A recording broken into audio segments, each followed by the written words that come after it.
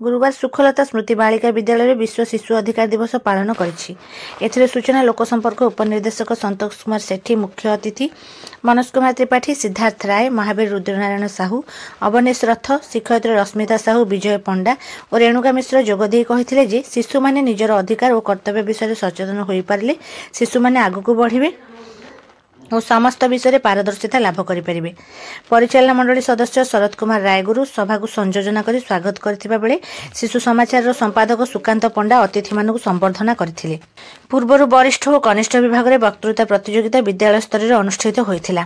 सेथिरे शुभनारायण सतपथी, सिद्धार्थ राय, महावीर रुद्रनारायण साहू विचारक भाव जोग देइथिले। एथिरे कनिष्ठ विभाग में ऋषभदेव रथ, दिव्यासा मिश्र, आंजेला अपूर्व दास, आद्याशा पंडा और वरिष्ठ विभाग में अनुष्का महांती, अर्पिता प्रियदर्शिनी, पुष्पांजलि प्रधान यथाक्रमे प्रथम, द्वितीय और तृतीय स्थान अधिकार कर पुरस्कृत होइथिले। शेषे शिवसुंदर मिश्र धन्यवाद अर्पण करथिले।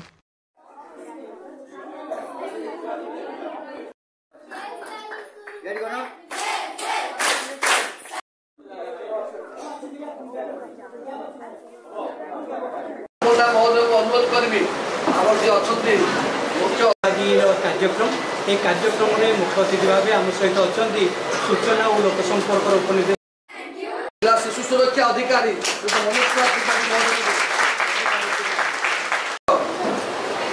अवसर में समस्त स्वागत करवा और शिशु समाचार तरफ प्रत्येक वर्ष जो भाव अनुष्ठान प्रधान शिक्षक धन्यवाद देवा से आमको सुंदर संपादक सुकांत पंडा